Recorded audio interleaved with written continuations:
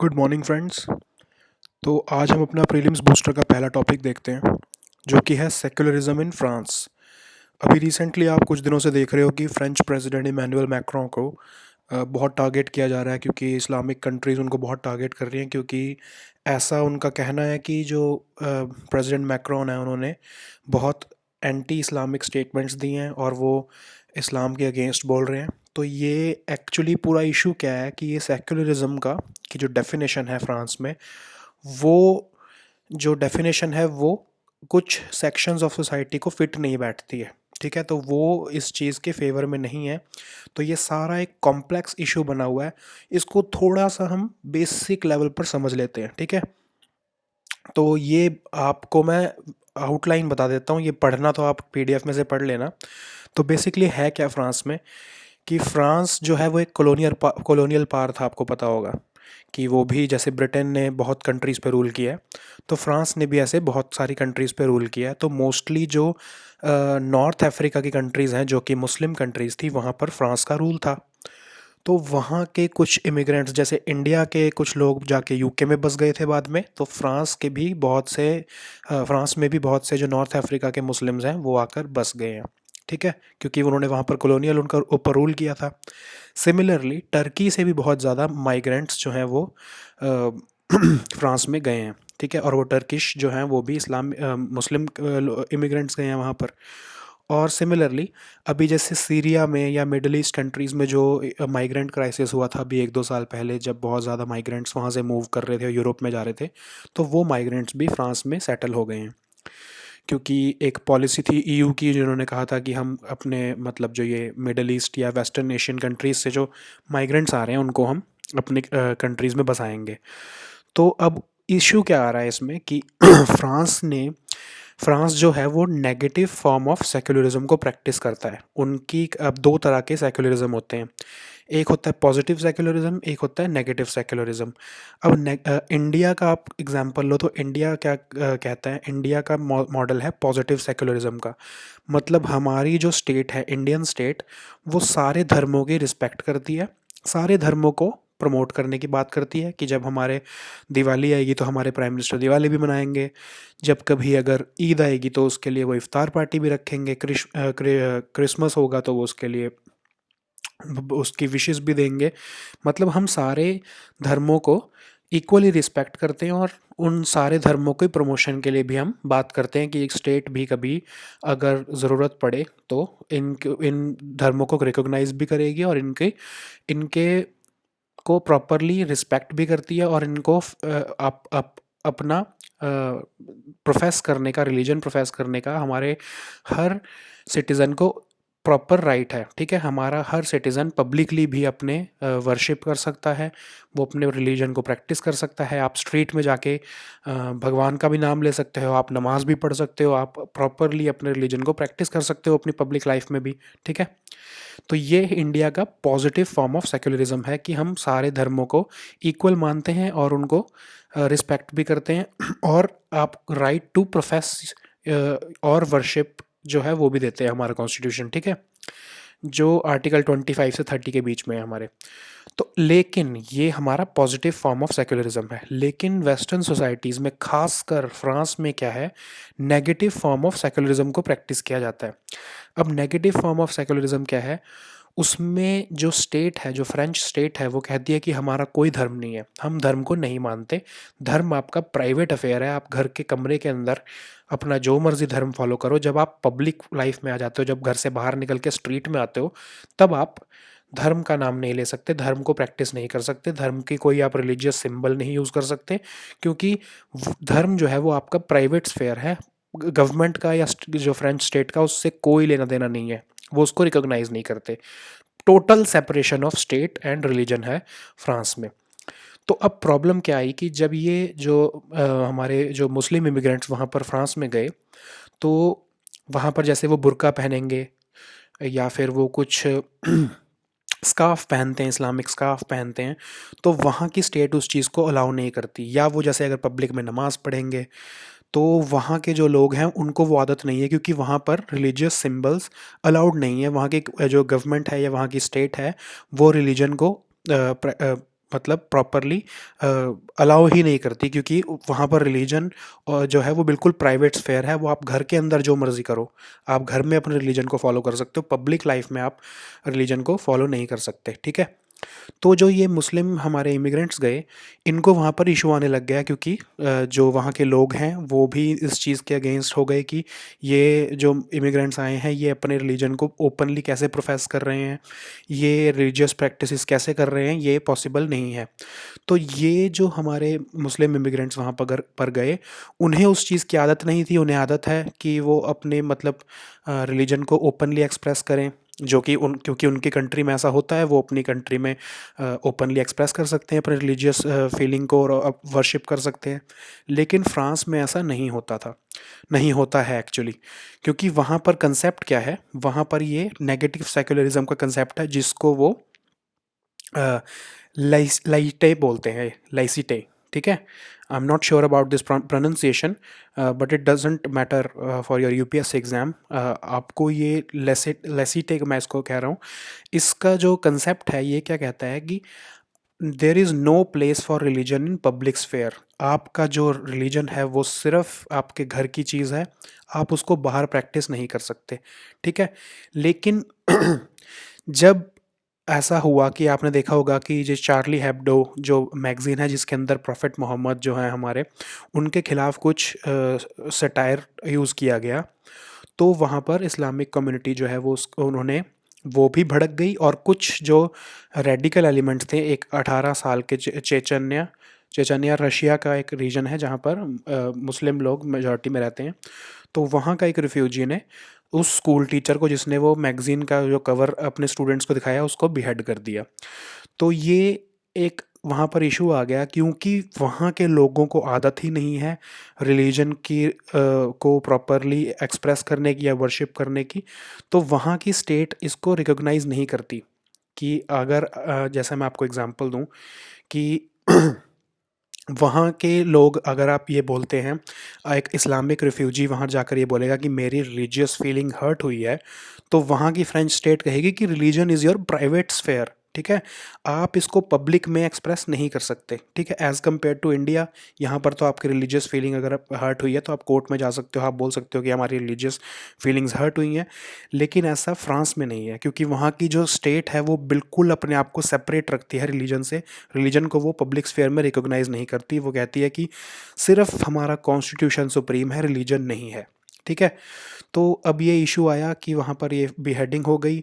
फिर जो president Macron है उन्होंने बोला कि इस्लाम में ये इशू आ रहा है कि वो हमारे जो फ्रेंच रिपब्लिक है उसके साथ एडजस्ट नहीं कर पा रहा है, क्योंकि इस्लामिक जो हमारे इमिग्रेंट्स हैं उनको अपनी वर्शिप के मोड्स को एक्सप्रेस करने की ज़्यादा एक हैबिट है, और वो कुछ मोड्स ऑफ इस्लाम के गवर्नेंस को फ्रांस में लाना चाहते हैं, जो कि फ्रेंच लोग एक्सेप्ट नहीं करना चाहते, क्योंकि उनको आदत नेगेटिव फॉर्म ऑफ सेक्युलरिज्म की है। उनको रिलीजन जो है वो सिर्फ प्राइवेट अपने रूम तक ही पसंद है, वो नहीं चाहते कि पब्लिक प्लेस में रिलीजन आ जाए, ठीक है। तो प्रेसिडेंट मैक्रोन ने अपनी सोसाइटी के हिसाब से तो बात ठीक बोली है, लेकिन जो इस्लामिक कंट्रीज़ हैं वो अपनी सोसाइटी के प्रैक्टिस के हिसाब से उस स्टेटमेंट को इंटरप्रेट कर रहे हैं। तो ये क्लैश जो है वो इंटरप्रिटेशन का क्लैश है, कि फ्रेंच सोसाइटी के लिए वो चीज़ नॉर्मल है, क्योंकि वहाँ पर चाहे वो क्रिश्चियन हो, चाहे हिंदू हो, चाहे सिख हो, चाहे ज्यू हो, चाहे जैन हो, चाहे कोई भी रिलीजन का हो, वो पब्लिक स्फेयर में अपने रिलीजन को प्रैक्टिस नहीं कर सकता। तो वो चीज़ सेम इस्लाम के बारे में बात कर रहे हैं कि हमें इनको भी अलाउ नहीं करना है। लेकिन इस्लामिक कंट्रीज़ में तो ये चीज़ें पॉसिबल हैं, क्योंकि वहाँ तो आप उनकी कंट्री ही एक धर्म के नाम पर बनी है, तो उनको आदत आदत है उस चीज़ की कि वो अपनी वर्शिप जो है वो पब्लिक स्फेयर में करें, जो कि उनके हिसाब से सही है, उसको आप गलत नहीं बोल सकते। तो जब ये क्लैश ऑफ वैल्यूज़ आ रहा है दो कंट्रीज़ के बीच में, जब पॉजिटिव फॉर्म ऑफ सेक्युलरिज्म या फिर और नेगेटिव फॉर्म ऑफ सेक्युलरिज्म के बीच में क्लैश आता है, और ख़ासकर ये क्लैश कैसा हो रहा है कि जो नॉर्दर्न अफ्रीकन कंट्रीज़ हैं जहाँ के मुस्लिम माइग्रेंट्स वहाँ गए हैं, या फिर टर्किश जो माइग्रेंट्स वहाँ पर गए हैं, उनको ये प्रॉब्लम आ रही है क्योंकि उनकी होम कंट्री में पॉजिटिव फॉर्म ऑफ सेक्युलरिज्म था, और इनफैक्ट या फिर सेकुलरिज्म था ही नहीं, वो बिल्कुल एक एक्सट्रीम एलिमेंट पर थे, वो कम्युनल एलिमेंट पर थे, उनको सिर्फ उनके वहाँ पर एक ही रिलीजन था। तो वो अब सेकुलरिज्म में ट्रांसफ़र नहीं हो पा रहे हैं, ठीक है। तो ये जो फ्रेंच प्रेसिडेंट हैं उन्होंने अपनी तरफ से बात सही कही है कि वो चाहते हैं कि हमारी उनकी कंट्री में हमारी मतलब उनकी फ्रेंच कंट्री में फ्रांस में नेगेटिव फॉर्म ऑफ सेकुलरिज्म को टोटली जो कॉन्स्टिट्यूशन के हिसाब से ही देखा जाए। तो वो चीज़ वहाँ पर जो ये हमारे इमिग्रेंट्स हैं वो एक्सेप्ट नहीं कर पा रहे हैं, तो सारा क्लैश इसी बात का हो रहा है। तो ये आप डेफिनेशन इस न्यूज़ आइटम में से पढ़ लेना, ये बेसिकली जो मैंने आपको बताया है सारा उसी चीज़ का क्रक्स है, ठीक है। तो फ्रेंच प्रेसिडेंट ने ये बात बोली है कि उन्होंने एक टर्म यूज़ की एंटी सेपरेटिज्म, मतलब उनको वो ये कह रहे हैं कि जो इस्लामिक कम्युनिटी के लोग आए हैं और वो ब्लैंकेट बात नहीं कर रहे, वो इस सब इस्लामिक कम्युनिटी के लोगों को टारगेट नहीं कर रहे, वो उनमें से सिर्फ रेडिकल एलिमेंट्स को टारगेट कर रहे हैं कि जो वहाँ पर शरिया लॉ की बात करते हैं या फिर जो वहाँ के कॉन्स्टिट्यूशन में बिलीव ही नहीं करना चाहते। तो वो कहते हैं कि जो हमारे कॉन्स्टिट्यूशन में बिलीव ही नहीं कर रहे, वो हमारे से सेपरेट एंड सेपरेटिज्म की बात कर रहे हैं, एक तरह से वो हमारे कॉन्स्टिट्यूशन को डिफीट करने की बात कर रहे हैं। तो हमें एक ऐसा बिल लाना पड़ेगा, एंटी सेपरेटिज्म बिल, ताकि हम इन रेडिकल एलिमेंट्स को टारगेट कर सके और इनके ऊपर क्रैक डाउन कर सके, ताकि हमारे जो फ्रेंच रिपब्लिक के जो आइडियल्स हैं उनको प्रिवेंट किया जा सके, ठीक है। तो ये बिल जो है आई थिंक दिसंबर में आ जाएगा फ्रेंच पार्लियामेंट में, और इस बिल के ऊपर भी बहुत कंट्रोवर्सी हुई है, ठीक है। अब नेक्स्ट हमारा टॉपिक है कोविड-19 इफेक्ट ऑन स्टेट फाइनेंसेस। अब को आरबीआई ने एक रिपोर्ट निकाली है जिसमें उन्होंने देखा है कि जो स्टेट गवर्नमेंट्स हैं उनके जो ग्रॉस फिस्कल डेफिसिट्स हैं वो बहुत ज़्यादा इंक्रीज हो गए हैं, ऑलमोस्ट डबल हो गए हैं। जब कोरोना वायरस लॉकडाउन नहीं लगा था तभी से ही कुछ स्टेट्स के जो फिस्कल डेफिसिट की जो लिमिट्स थी, ग्रॉस फिस्कल डेफिसिट की लिमिट्स, वो ऑलमोस्ट 3% तक थी। और एवरेज जो हर स्टेट की जो ग्रॉस फिस्कल डेफिसिट की लिमिट थी वो 2.4% ऑलरेडी पहुंच चुकी थी। मतलब वो अगर उनके पास 100 रुपये हैं तो वो 2.4% उससे ज़्यादा खर्च कर रहे थे, वो 2.4% का गैप आ रहा था उनके उसमें। लेकिन अब कोरोना वायरस लॉकडाउन के बाद ये नंबर जो है वो ऑलमोस्ट 4.6% हो चुका है, ठीक है, एवरेज जो है। तो वो कह रहे हैं कि ये ऑलमोस्ट डबल हो गया है और ये नेक्स्ट ईयर मतलब डबल हो जाएगा। तो उसके लिए क्या मेजर्स लेने चाहिए, ये गवर्नमेंट को सोचना है, ये फाइनेंस मिनिस्ट्री को सोचना है, और रादर ये स्टेट गवर्नमेंट्स को भी सोचना है। तो इसके लिए ही वो कह रहे हैं कि क्या ये ट्रेंड कंटिन्यू होगा कि ये फिस्कल डेफिसिट बढ़ता ही जाएगा स्टेट्स का, ऐसा कह रहे हैं कि हाँ ऐसा होगा अगर स्लो डाउन जो है जो ये जो स्लो डाउन है ये हमारे लॉकडाउन अगर दोबारा लगाया जाता है, जैसे स्टेट्स आपने देखा है कि कुछ स्टेट्स बार बार लॉकडाउन लगाई जा रही हैं जो कि अनसाइंटिफिक है, कोई ऐसा प्रूफ नहीं है कि लॉकडाउन से जो है वायरस को परमानेंटली ख़त्म किया जा सकता है या वो एक इफ़ेक्टिव टूल भी है या नहीं, ठीक है। तो वो कह रहे हैं कि जो ये लॉकडाउन्स जो है या फिर अगर इन्फेक्शंस दोबारा रिन्यू हो जाती हैं तो फिर दोबारा से कुछ ऐसे मेजर्स लिए जा सकते हैं जिससे कि स्टेट की इकोनॉमी जो है वो रुक जाएगी। तो ये जो फिस्कल डेफिसिट है, क्योंकि जब स्टेट की इकोनॉमी रुक जाएगी तो टैक्स कलेक्शन कम हो जाएगी, तो उसकी वजह से वो कह रहे हैं कि अगर अगर आने वाले टाइम में दोबारा इन्फेक्शंस बढ़ती हैं तो शायद दोबारा लॉकडाउन लगेगा कुछ स्टेट्स में, उससे उनकी जो इकोनॉमी है वो और प्रॉब्लम में आएगी, टैक्स कलेक्शन कम होगा, तो ये जो फिस्कल डेफिसिट है ये बढ़ता जाएगा। और अगर इससे ऑपोजिट हुआ, अगर वैक्सीन आ गई और या फिर इन्फेक्शंस कम रही तो शायद रिकवरी भी होने के चांसेस ज़्यादा हैं। तो ठीक है, अब पास्ट एक्सपीरियंस क्या कहते हैं कि पहले जब भी कोई ऐसी पैंडेमिक आई है, जैसा कि प्लेग आया था, स्पेनिश फ्लू आया था, तो उसमें क्या होता है कि शुरू में जब जिस साल वो पैंडेमिक आता है तब तो बहुत नेगेटिव में चली जाती है ग्रोथ की। मतलब अगर 100 अगर हम बेस लें अपना, तो 100 से वो जैसे 85 या 88 तक चली जाएगी, मतलब 12% या फिर 13% डिक्लाइन हो जाएगा।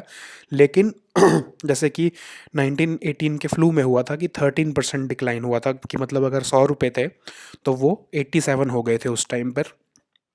लेकिन उन्होंने कहा कि जो रिकवरी होती है वो बहुत फास्ट होती है इसमें, ठीक है। जो रिकवरी पैटर्न है उसमें क्या होगा कि शार्प रीबाउंड नेक्स्ट ईयर में बहुत जल्दी शार्प रीबाउंड आएगा। मतलब कि जैसा मैंने आपको एक वीडियो में पहले भी बताया था कि इंडिया में जब अभी हम बात कर रहे हैं कि हमारे को आईएमएफ ने बोला है कि -10% ग्रोथ होगी, तो इसका मतलब क्या है कि हमारी नॉर्मल जो इकोनॉमी है वो अगर 100 के वैल्यू पर चल रही है तो -10, क्योंकि हमने समझ लीजिए 3 महीने लॉकडाउन रखा तो 3 महीने हमने काम नहीं किया, तो 3 महीने की वो हमारी सैलरी कटी है। आपको बेसिक भाषा में समझाने की कोशिश कर रहा हूँ मैं कि वो 3 महीने की हमारी सैलरी कटी है 10 रुपये।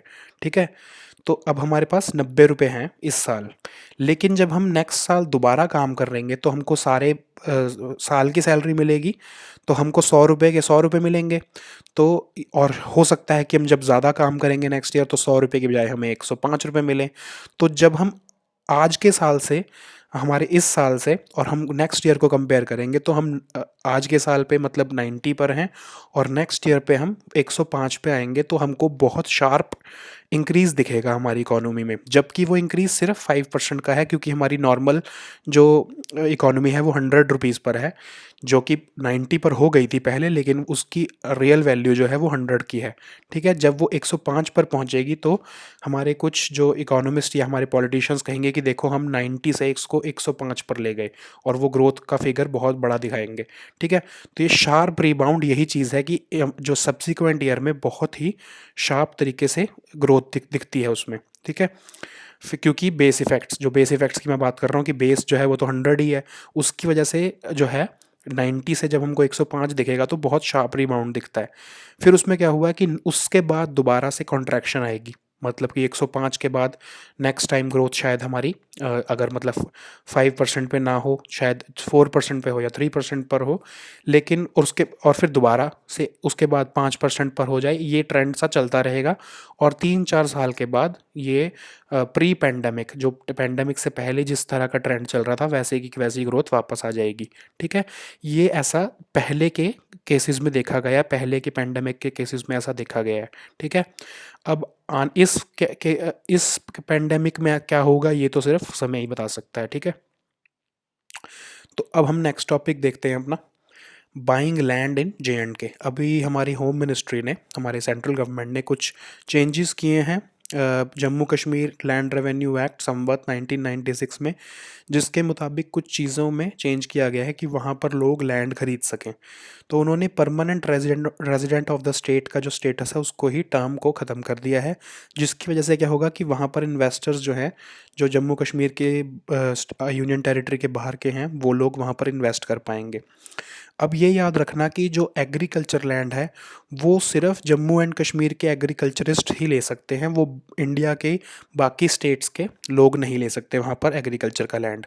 ठीक है, और जो वहाँ पर एग्रीकल्चरिस्ट नहीं है जम्मू एंड कश्मीर में, वो एग्रीकल्चर लैंड नहीं ले सकता। ठीक है, और अगर वहाँ के एग्रीकल्चरिस्ट ने वहाँ पर एग्रीकल्चर लैंड ले लिया है और वो चाहता है कि वो उसका इंडस्ट्रियल यूज़ करे, तो वो कर सकता है, लेकिन उसको डिस्ट्रिक्ट कलेक्टर की परमिशन चाहिए होगी। ठीक है, no land used for agriculture purposes shall be used for any non agriculture purposes except with the permission of district collector. ठीक है, और ये क्या कह रहा है कि अगर कोई वहाँ पर हेल्थ केयर की फैसिलिटीज़ या सीनियर सेकेंडरी और हायर और स्पेशलाइज्ड एजुकेशन की फैसिलिटीज़ लाना चाहता है जम्मू एंड कश्मीर में, अब इसमें टर्म्स देखो आप, सीनियर सेकेंडरी, हायर या फिर स्पेशलाइज्ड एजुकेशन, इसमें प्राइमरी एजुकेशन की बात नहीं की गई है। ठीक है, तो ये अगर कोई वहाँ पर लाना चाहता है तो उसके लिए ट्रांसफ़र ऑफ लैंड जो है उसके लिए भी वहाँ पर फैसिलिटी दी गई है। वहाँ पर ट्रांसफ़र ऑफ लैंड मतलब वहाँ पर लैंड जो है वो बाय एंड सेल इन पर्पसेस के लिए कर सकते हैं। और कुछ लैंड वहाँ पर आर्मी को भी चाहिए होगा, क्योंकि कुछ ऐसे स्ट्रेटेजिक लोकेशंस हैं, तो वहाँ के वो कौन डिसाइड करेगा, वो वहाँ का एक army officer not below the rank of corps commander, ये डिसाइड करेगा कि स्ट्रेटेजिक एरिया ऐसा कौन सा है जहाँ पर आर्मी को लैंड एलोकेट किया जाएगा, और वो लैंड जो है वो आर्मी के को दे दिया जाएगा। ठीक है, वो मिनिमम कॉर्प्स कमांडर के रैंक का एक आर्मी ऑफिसर ही डिसाइड कर सकता है। ठीक है, अब नेक्स्ट हमारा टॉपिक है बांग्लादेश के इकोनॉमिक प्रोग्रेस। अब हम न्यूज़ में देख रहे हैं कि बांग्लादेश की पर कैपिटा जो जीडीपी है वो, या पर कैपिटा इनकम जो है वो इंडिया से अभी कुछ रिसेंटली ज़्यादा हुई है। वो एक टेम्पररी फिनोमिना है, वो पहले भी होता रहता है कई बार, because of population, because of huge population in India और एज़ कम्पेयर टू बांग्लादेश। तो इसका हम, लेकिन फिर भी हमें ये देखना ज़रूर पड़ेगा कि बांग्लादेश ने इकोनॉमिक प्रोग्रेस इतनी अच्छी की कैसे है। ठीक है, तो ये 4 पॉइंट्स हैं बेसिकली ये चारों ही आपको, क्योंकि ये क्वेश्चन मेंस में भी इस बार आ सकता है 2020 में, क्योंकि ये न्यूज़ में चल रहा है, तो आपको ये आंसर लिखने में हेल्प करेगा कि पहला तो एवरेज जीडीपी ग्रोथ जो है बांग्लादेश की, वो वर्ल्ड की जो एवरेज जीडीपी ग्रोथ है पिछले 3 दशकों में वो हम उससे ज़्यादा ही रही है, ठीक है। और average growth rate of south Asia जो है, एवरेज ग्रोथ रेट याद रखना, पूरे साउथ एशिया में सबसे ज़्यादा ग्रोथ रेट बांग्लादेश की नहीं है, एवरेज ग्रोथ रेट जो है, मतलब सारी कंट्रीज़ की जो ग्रोथ रेट है उसकी एवरेज निकाल लें अगर हम, साउथ एशिया की सारी कंट्रीज़ की जो ग्रोथ रेट है उसकी एवरेज निकालने के बाद जो एवरेज ग्रोथ रेट आती है उससे ज़्यादा बांग्लादेश ग्रो किया है 2010 में, ठीक है। तो ऐसा ज़रूरी नहीं है कि इंडिया से ज़्यादा ग्रो किया है 2010 के बाद, सिर्फ average growth rate of south Asian region में बांग्लादेश की जो है उससे ज़्यादा रही है ग्रोथ, ठीक है। सेकंड हमारा है पॉइंट कि जो एग्रीकल्चर का जो कंट्रीब्यूशन है बांग्लादेश के जीडीपी में वो बहुत डिक्लाइन हुआ है, और मैन्युफैक्चरिंग और सर्विसेज का जो कंट्रीब्यूशन है वो बहुत ज़्यादा इंक्रीज़ हुआ है। तो एनी डेवलप्ड कंट्री को, आप किसी भी डेवलप्ड कंट्री को देख लो, वहाँ पर एग्रीकल्चर का जो कंट्रीब्यूशन है वो हमेशा कम ही रहता है एज़ कम्पेयर टू मैन्युफैक्चरिंग और सर्विसेज। तो यही मॉडल इंडिया को भी फॉलो करना होता है, लेकिन इंडिया में नहीं, क्यों नहीं फॉलो हो सकता, क्योंकि एग्रीकल्चर पर बहुत ज़्यादा लोग डिपेंडेंट हैं हमारी इकोनॉमी में, ठीक है। तो उसकी वजह से क्या होता है कि हम इकोनॉमी से उनको मैन्युफैक्चरिंग या सर्विसेज की तरफ मूव कराना चाहती है, हमारी गवर्नमेंट चाहती है कि लोग एग्रीकल्चर को छोड़कर मैन्युफैक्चरिंग और सर्विसेज की तरफ मूव करें, इसीलिए फार्म बिल्स लाए जा रहे हैं, उनको कनेक्ट किया जा रहा है सर्विसेज के साथ या फिर मैन्युफैक्चरिंग के साथ वैल्यू एडिशन वगैरह करके उनको कनेक्ट करने की कोशिश कर रही है गवर्नमेंट। इसीलिए कर रही है कि ताकि जो जो हमारी इकोनॉमी ग्रो हो सके, और जो एग्रीकल्चर पर बहुत ज़्यादा प्रेशर है हमारे डेमोग्राफी का, वो कम किया जा सके, ठीक है। अब नेक्स्ट हमारा है कि एक्सपोर्ट्स जो हैं बांग्लादेश के वो 1990s से बहुत ज़्यादा इंक्रीज़ हुए हैं, तब से इंक्रीज़ ही होते जा रहे हैं। तो पहले सिर्फ $2 बिलियन के एक्सपोर्ट करते थे बांग्लादेश वाले, और अब वो 1990 फाइनेंशियल ईयर 1992 में, और अब वो फाइनेंशियल ईयर 2019 में वो 40 बिलियन तक पहुंच चुके हैं फिगर। तो मतलब 20 गुना ग्रोथ हुई है 37 ईयर्स के अंदर अंदर, ठीक है। तो ये बहुत ही एक इम्प्रेसिव फिगर है। तो ये भी हमारे लिए बहुत देखने वाली चीज़ है कि बांग्लादेश ने इतना अच्छा प्रोग्रेस किया है एक्सपोर्ट्स में भी, ठीक है। अब रेमिटेंसेस जो लोग बांग्लादेश के जो बाहर लोग रहते हैं वो जब अपने घर पे पैसा भेजते हैं तो उसको हम कहते हैं रेमिटेंसेस, ठीक है। तो रेमिटेंसेस जो है वो भी बहुत ज़्यादा इंक्रीज़ हुए हैं कि पहले जो फाइनेंशियल ईयर 1991 में सिर्फ $764 मिलियन होते थे रेमिटेंसेस, अब वो $16.4 बिलियन पे पहुंच चुके हैं, और वर्ल्ड की टॉप 10 रेमिटेंस रिसीविंग कंट्रीज़ में बांग्लादेश का भी नाम आता है, ठीक है। और चाहे बांग्लादेश की जो अर्निंग है वो कम हो एज़ कम्पेयर टू बड़ी countries like India and China in remittance, लेकिन स्मॉलर पॉपुलेशन की कंट्रीज़ के मुकाबले बांग्लादेश की जो अर्निंग है वो बहुत ह्यूज है, ठीक है। और एक कंसेप्ट इसके अंदर छोटा सा ये है कि बांग्लादेश की जो रेमिटेंसेस है वो लेबर, जो लो वेज लेबर की जो लो वेज लेबर है, जो उनके बांग्लादेश की लो वेज लेबर जो बाहर काम कर रही है मोस्टली उनसे आती है, ठीक है। तो इस साल बांग्लादेश में कितनी रेमिटेंसेस आई हैं, $18 बिलियन की, ठीक है। तो उसकी वजह से क्या हुआ कि जो लॉकडाउन की वजह से जो नुकसान हो रहा था बांग्लादेश को वो थोड़ा सा स्टेबलाइज हो गया है, तो उनको कोरोना वायरस पैंडेमिक के लॉकडाउन का ज़्यादा नुकसान नहीं सहना पड़ा, ठीक है। तो ये हमारे आज के टॉपिक्स थे। तो इसको आप पीडीएफ को आप पढ़ लेना टेलीग्राम ग्रुप से डाउनलोड करके। We'll meet next time with new topics. Until then good bye and thank you.